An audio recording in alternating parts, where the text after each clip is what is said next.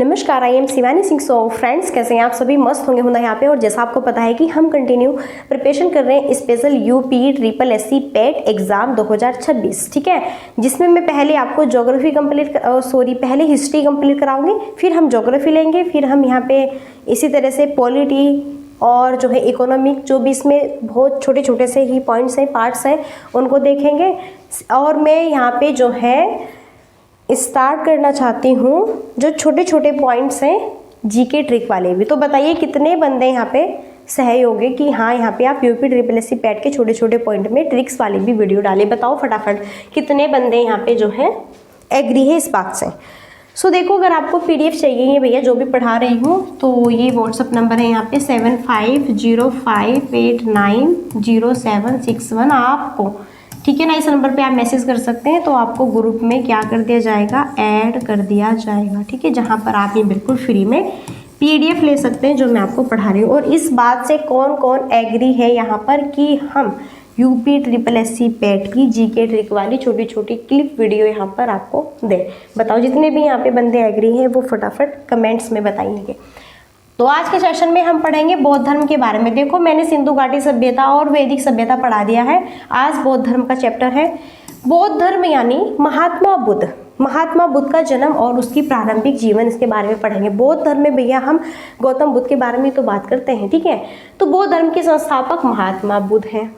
महात्मा बुद्ध के अन्य नाम शाक्य मुनि, तथागत, एशिया का प्रकाश पुंज भी कहा जाता है। यहाँ से ना सीधा सीधा क्वेश्चन बनेगा एग्जाम में। अच्छा, इनका जन्म कब होता है? 563 ईसा पूर्व होता है इनका जन्म। किस स्थान पर होता है? लुम्बिनी स्थान पर होता है।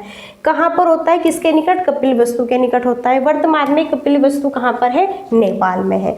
तो ध्यान रखिए, महात्मा बुद्ध की बात करें, ठीक है ना, गौतम बुद्ध की बात करें, ये बौद्ध धर्म के संस्थापक है। अन्य नाम शाक्य मुनि ने कहा जाता है, तथागत इनको कहा जाता है, एशिया का प्रकाश पुंज कहा जाता है। जन्म कहाँ पर होता है? 563 ईसा पूर्व में इनका जन्म लुम्बिनी स्थान पर होता है, कपिलवस्तु के निकट, ठीक है ना। ध्यान रखना आपको ये सारी चीजें। अभी देखो, हम यहाँ पे कुछ छोटे छोटे से पॉइंट्स हैं जो काफ़ी इंपॉर्टेंट है। इनकी मदर का नाम, फादर का नाम, ठीक है, ये भी हम पॉइंट्स ध्यान रखेंगे। तो भाई फादर का नाम इनका शुद्धोधन है, जो कि इनके जो फादर है ना, ये शाक्य गणराज्य के प्रधान थे, पूछा जाता है यहाँ से, ठीक है ना। अच्छा, कपिलवस्तु के निर्वाचित राजा माने जाते हैं कौन? यहाँ पे शुद्धोधन, जो इनके पिता है। माता यहाँ पे महामाया देवी, जो कि कोलीय गणराज्य की राजकुमारी थी। बुद्ध के जन्म के लगभग एक सप्ताह बाद इनकी माता की क्या हो जाती है? डेथ हो जाती है। फिर यहाँ पर, ठीक है ना, गोमती है यहाँ पे, गोमती, जी हाँ, फिर उन्होंने ही इनका क्या किया यहाँ पे भैया जी, पूरा पालन पोषण किया। देखो, ये किस वंश वर्ण से है? तो यहाँ पर हम बात करें, बुद्ध जो है सांख्य गण के क्षत्रिय माने जाते थे बुद्ध, क्योंकि सांख्य गण देखो, सांख्य गण इनके पिता थे ना, ठीक है ना, इसलिए यहाँ पे जो है ये किस वंश से माने जाते हैं? सांख्य गण के।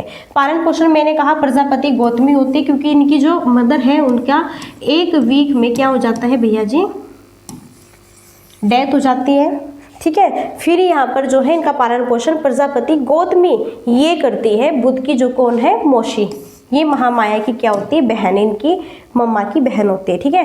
ट्रिक कैसे याद रखिए इसको आप, लू शू मा प्रा, यानी लै से लुम्बिनी स्थान पर, शा से यहाँ पे शुद्धोधन, मैं से यहाँ पे महामाया इनकी माता का नाम, और पह से प्रजापति गौतमी जिन्होंने इनका क्या किया। ये शॉर्ट फॉर्म में एक ट्रिक है, आप इसे याद भी रख सकते हैं, ये मेरे अनुसार ही बनाई हुई है, ठीक है ना। चलिए, अभी हम यहाँ पे चर्चा करेंगे महात्मा बुद्ध के पारिवारिक जीवन के बारे में, कुछ चर्चा करेंगे यहाँ पे, जो कि क्या है हमारे लिए बहुत ही महत्वपूर्ण है।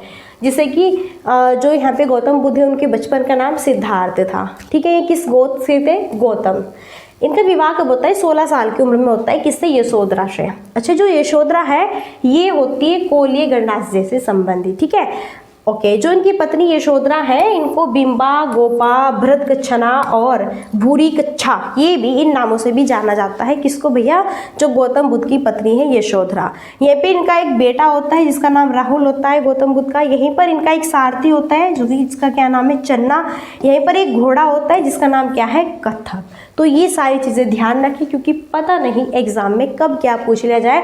और इस PDF के लिए मैंने बता दिया है, अगर आपको चाहिए ये PDF तो फटाफट आप मैसेज कर सकते हैं, तो ग्रुप में आपको ऐड कर दिया जाएगा, ठीक है। अब महात्मा बुद्ध गुरु एवं ज्ञान प्राप्ति इन्हें कब हुई, ये बात करेंगे। महात्मा बुद्ध को गुरु और ज्ञान की प्राप्ति कब हुई? तो प्रथम गुरु यहाँ पर देखो, महात्मा जो बुद्ध है बहुत महत्वपूर्ण है, बहुत ही महत्वपूर्ण। महात्मा बुद्ध के प्रथम गुरु कौन हुए? अलार कलाम हुए, ठीक है। अच्छा, इन्होंने यहाँ पे महात्मा बुद्ध ने गृह त्याग किया 29 साल की आयु में। सिद्धार्थ ने गृह त्याग किया।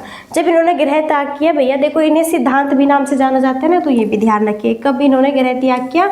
29 साल की आयु में। विवाह कब किया था? जब ये 16 वर्ष के थे। सारी चीज़ ध्यान रखें। अच्छा, इन्होंने अनोमा नदी के तट पर सिर मुड़वाया और काशाय वस्त्र पहनकर, ठीक है ना, फिर ये क्या बन गए? भिक्षु बन गए। तो यहाँ से क्वेश्चन बनता है, किस नदी के तट पर इन्होंने जो है सिर मुड़वाया और काशाय वस्त्र धारण करके भिक्षु बनेंगे? अनोमा नदी के तट पर, ठीक है ना। चलिए, सारी चीज़ें अब देखो, ज्ञान प्राप्ति इन्हें कब होती है? तो जब ये 35 वर्ष की एज के हो जाते हैं, तब गौतम बुद्ध को क्या होता है? ज्ञान प्राप्त होता है, ठीक है। फिर जब इन्हें ज्ञान प्राप्त होता है, वो दिन क्या होता है? वो दिन होता है वैशाख पूर्णिमा। चलो, अच्छा, स्थान कौन सा होता है जहाँ पर ज्ञान प्राप्त होता है गौतम बुद्ध को? बोध गया स्थान होता है।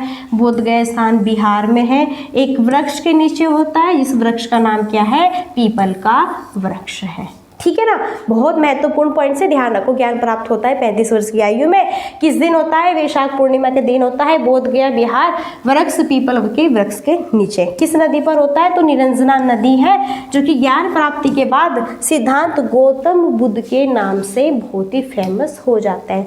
तो ये पॉइंट्स ध्यान रखना है। इन्हें निरंजना नदी के नीचे, निरंजना नदी के पास, ठीक है ना, क्या होता है? ज्ञान प्राप्त होता है। तो कब होता है? किस आयु में? 35 वर्ष की। किस दिन? वैशाख पूर्णिमा में। कहाँ पर? बोध गया बिहार, पीपल के वृक्ष के नीचे। किस नदी पे? निरंजना नदी। तो यहाँ से देखो 4-5 क्वेश्चन आपके बन चुके हैं। ओके,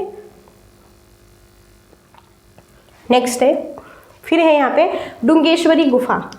यहाँ पे ज्ञान प्राप्ति से पहले बुद्ध ने लगभग 6 वर्ष तक बिहार की डुंगेश्वरी गुफा में कठोर ध्यान किया था। तो यहाँ से भी क्वेश्चन बन सकता है कि किस गुफा में, यहाँ से ऐसे क्वेश्चन बनेगा, किस गुफा में ज्ञान प्राप्ति से पहले बुद्ध ने लगभग 6 वर्ष तक बिहार की क्या की भैया? डुंगेश्वरी गुफा में कठोर ध्यान किया। किस गुफा में? डुंगेश्वरी गुफा में कठोर ध्यान किया, ठीक है। कैसे याद रखिए इसे? देखो कैसे शॉर्ट फॉर्म में याद रखना है। 35 वर्ष के ये होते हैं। वैशाख पूर्णिमा वाले दिन ज्ञान प्राप्त होता है। पीपल वृक्ष के नीचे, बोध गया बिहार स्थान पर, निरंजना नदी पर ज्ञान की प्राप्ति होती है। किसको? गौतम बुद्ध को। इस तरह आप इसे एक लाइन में शॉर्ट फॉर्म में भी याद रख सकते हैं। ये मेरी ट्रिक है। ओके, चलिए अभी हम बात करेंगे नेक्स्ट, आगे बात करेंगे महात्मा बुद्ध के प्रथम उपदेश। महात्मा बुद्ध ने प्रथम उपदेश कहाँ पर दिया? महात्मा बुद्ध ने प्रथम उपदेश दिया अपना कहाँ पर? ऋषिपतन सारनाथ में दिया। यहाँ से बहुत क्वेश्चन बनता है कि गौतम बुद्ध ने अपना प्रथम उपदेश कहाँ पर दिया भैया? सारनाथ में दिया, ठीक है ना। किसे दिया?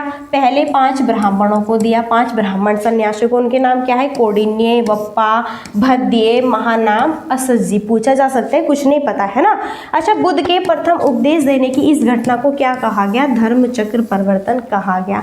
क्या कहा गया? देखो, जहां पर गौतम बुद्ध ने प्रथम उपदेश दिया, गौतम बुद्ध ने प्रथम उपदेश सारनाथ में दिया। किसे दिया? 5 ब्राह्मणों को।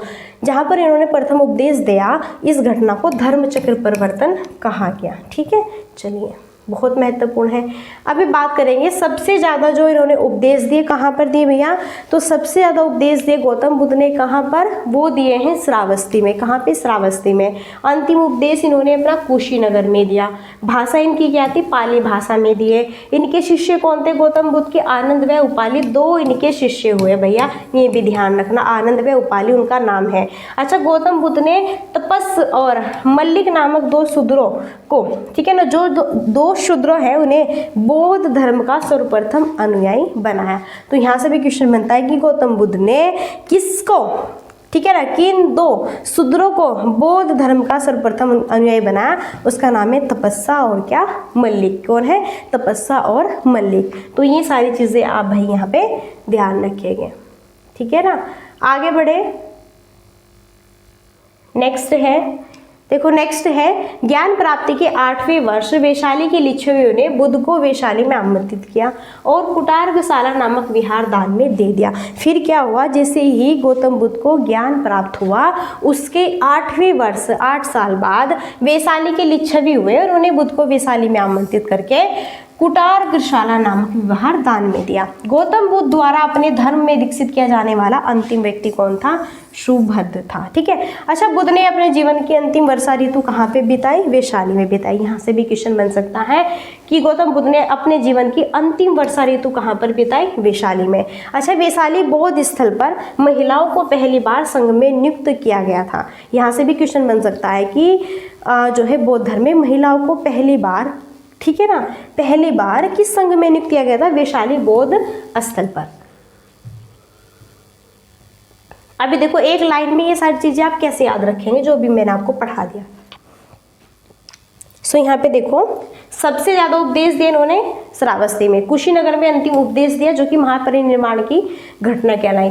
किस भाषा में? पाली भाषा में। 2 प्रमुख शिष्य हुए, आनंद उपाली। तपस्वर ये जो मल्लिक है ये प्रथम गृहस्थ अनुयायी हुए। बिंबिसार इनके वेणुवन हुए। लिच्छवी कुटागारशाला, ठीक है। सुभद्र अंतिम दीक्षित व्यक्ति हुआ। वैशाली में अंतिम वर्षावास हुआ। महिलाओं का संघ प्रवेश हुआ। इस तरह की शॉर्ट फॉर्म में आप ये चीज़ें एक लाइन में याद रख सकते हैं। सो गाइज अभी हम आगे बढ़ते हैं भैया जी, आगे बढ़ते हैं। आगे है बौद्ध धर्म में महिलाओं को पहली बार प्रवेश आनंद के आग्रह पर वैशाली में दिया गया, जिसमें प्रजापति गौतमी सबसे पहले संघ में शामिल हुई थी। क्योंकि प्रजापति गौतमी ने इनका क्या किया था भैया? क्या किया था? यहाँ पे माँ की तरह पालन पोषण किया था। इसलिए सबसे पहले गौतम बुद्ध ने महिलाओं को जब पहली बार प्रवेश आनंद के आग्रह में बुलाया था, उसमें सबसे पहले अपनी मौसी यानी अपनी माँ समान गौतमी को सबसे पहले संघ में शामिल किया। सर्वाधिक वर्षावास यहाँ पे कहाँ पर बीता? इनके श्रावस्ती में। सर्वाधिक उपदेश इन्होंने कहाँ पे दिए? श्रावस्ती में। जीवन के अंतिम समय में बुद्ध हिरण्मयी नदी के तट पर स्थित कुशीनगर पहुंचे। जीवन के अंतिम समय पर किस नदी के तट पर पहुंचे? यहाँ से क्वेश्चन बन सकता है। उसका नाम क्या है? हिरण्यवती नदी। कहाँ पर है ये? कुशीनगर में, जिसे कुशीनारा भी कहते हैं। ठीक है। फिर भैया क्या होता है, यहीं पर मृत्यु से पहले कुशीनगर के परिवारजक सुभद्र को इन्होंने अपना अंतिम उपदेश दिया था। देखो मृत्यु से पहले, यहाँ से भी क्वेश्चन बनता है कि गौतम बुद्ध ने मृत्यु से पहले कुशीनगर के परिवारजक किसको अपना पहला उपदेश दिया था? सुभद्र को। ठीक है। इनकी मृत्यु होती है 483 ईसा पूर्व में। किस आयु में? जब ये 80 वर्ष के हो जाते हैं। उस दिन भी वैशाख पूर्णिमा का दिन होता है। वो घटना होती है कुशीनगर में। ठीक है। और वो घटना महापरिनिर्वाण कहलाती है। क्या कहलाती है? महापरिनिर्वाण कहलाती है। देखो मृत्यु वाली घटना महापरिनिर्वाण कहलाई और जहाँ पर इन्हें ज्ञान प्राप्त हुआ वो घटना आपकी क्या कहलाई? फटाफट कमेंट्स में बताएं, मैंने आपको पढ़ा दिया है। चलिए अभी देखो महापरिनिर्वाण एक शॉर्ट फॉर्म में आप इसे समझ लीजिए। यहाँ पे शॉर्ट फॉर्म में देखो महापरिनिर्वाण को शॉर्ट फॉर्म में समझेंगे। स्थान कहाँ पे? कुशीनगर में। ठीक है ना। इनकी डेथ हुई थी किस नदी पर? हिरण्मयी नदी पर। 80 वर्ष की आयु में थे ये। दिन वैशाख पूर्णिमा का था। घटना ये महापरिनिर्वाण कहलाती है। परंपरागत तिथि इनकी क्या है? 483 ईसा पूर्व इनकी क्या हो जाती है भैया जी? गौतम बुद्ध की डेथ हो जाती है।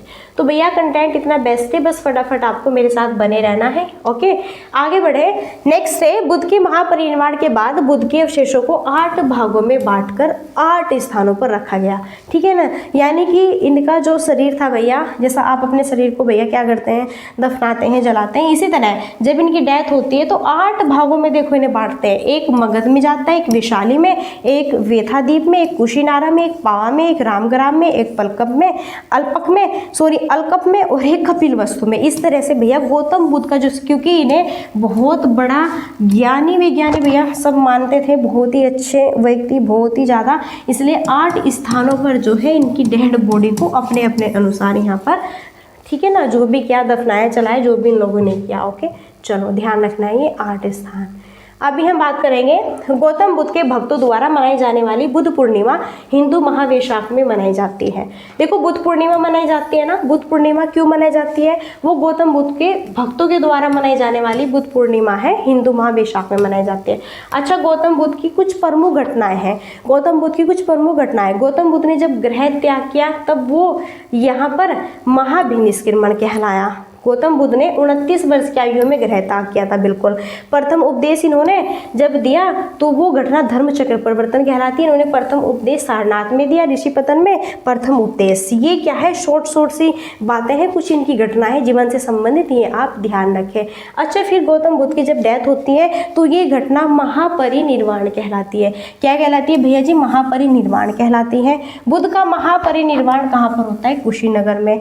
नोट करें, बहुत इंपॉर्टेंट पॉइंट्स है और इसे ध्यान भी रखें कि बुद्ध का जन्म जो है, ज्ञान प्राप्ति व मृत्यु तीनों वैशाख पूर्णिमा के दिन ही होता है। ध्यान रखो, देखो गौतम बुद्ध का जन्म, गौतम बुद्ध को ज्ञान, गौतम बुद्ध की डेथ, तीनों मैंने आपको पढ़ाई ना, वैशाख पूर्णिमा के दिन होती है। अब वैशाख पूर्णिमा के दिन हुआ, इसलिए वैशाख पूर्णिमा को बुद्ध पूर्णिमा के रूप में मनाया जाता है। देखो बुद्ध पूर्णिमा हमारे पूरे देश में मनाया जाता है कि नहीं? बिल्कुल मनाया जाता है। तो बुद्ध पूर्णिमा हम क्यों मनाते हैं? क्योंकि गौतम बुद्ध को ज्ञान प्राप्त भी, इनका जन्म भी, इनकी मृत्यु भी उसी दिन होती है। भैया देखो क्या बात है, क्या बहुत ही अलग ही बंदे हैं। अभी देखो हम बात करेंगे बुद्ध के जीवन की कुछ घटनाएं और उनके प्रतीक क्या क्या कहलाते हैं। यहाँ पे मैं इसे क्या कर दे रही हूँ, यहाँ पे देखो गौतम बुद्ध की घटना है, उसके प्रतीक देखो। गर्भ जो घटना है वो हाथी का चित्र यहाँ पे दिया गया, इनके जन्म को दिया गया कलम का चित्र, इनके यौवन को दिया गया सांड का चित्र, इनके ग्रह,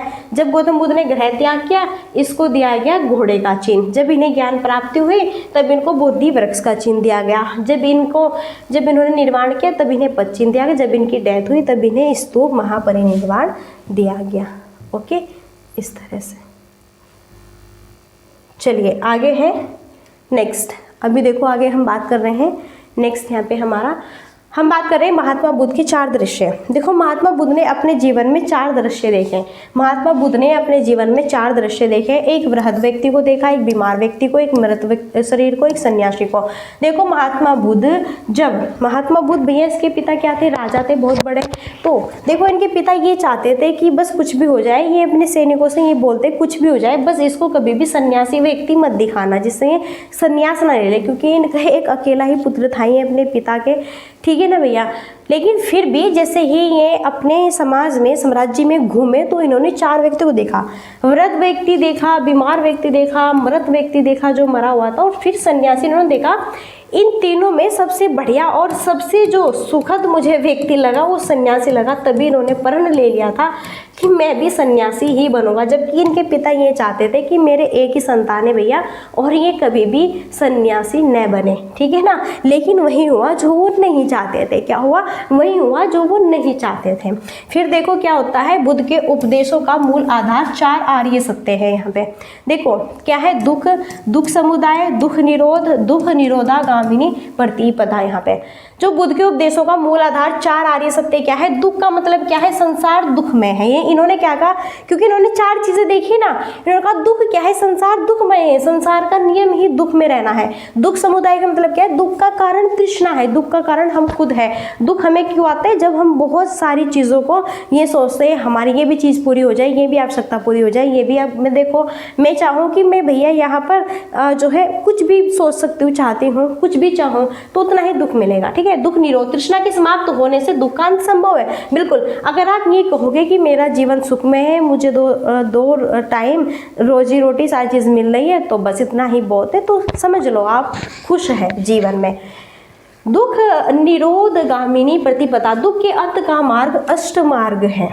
अब देखो इन्होंने दुख का अंत बताया, अष्टमार्ग पर चलना, कि भैया अगर आपको सुखी जीवन व्यतीत करना भी है, मत सोचना कि मेरा मन हो कि मेरी एक बहुत बड़ी सी कोठी भी हो जिसमें कि भैया यहाँ पर हम रहे हैं, ठीक है, नौकर चाकर हमारे आगे पीछे काम करें, मेरी गवर्नमेंट जॉब भी हो, फलाना ढिमकाना, ये भी हो वो भी हो। बहुत सारी आपके सोच होती है, फीलिंग्स होती है, भाव होते हैं, तभी तो हम दिन भर भटकते रहते हैं, ठीक है। और वही क्या है, हमारा दुखद का कारण है कि हम बहुत सारी आवश्यकताओं को पूरी करना चाहते हैं। फिर दुख की निवृत्ति के लिए बुद्ध के 8 मार्ग बताए गए। पहला सम्यक दृष्टि बताया गया, सम्यक संकल्प, वाक बताया गया, सम्यक कर्मांत बताया गया, आजीविका बताया गया, व्यायाम और स्मृति और समाधि बताया गया, ठीक है। दृष्टि आप क्या चीज़ देखते हैं, आप सही देखते हैं कि गलत देखते हैं। संकल्प आप कैसा लेते हैं, आप झूठ या सही या गलत, ऐसा। वाक कैसी वाणी बोलते हैं, ठीक है ना। कर्मांत कैसे कर्म करते हैं, आजीविका कैसे आप अपना जीवन जीते, व्यायाम आप नित्य दिन कैसे किस तरह अपनी बॉडी को जो है निरोगी रखते हैं, सारी चीज़ें वही स्मृति, क्या आपके माइंड में चीज़ें याद रहती है क्या नहीं, समाधि, किस तरह आप यहाँ पे अपना जीवन व्यतीत करना चाहते हैं, लास्ट में वही डेथ वाली। ओके चलिए अभी देखो यहाँ पे त्रिशिक्षा 3 स्कंद भी है भैया।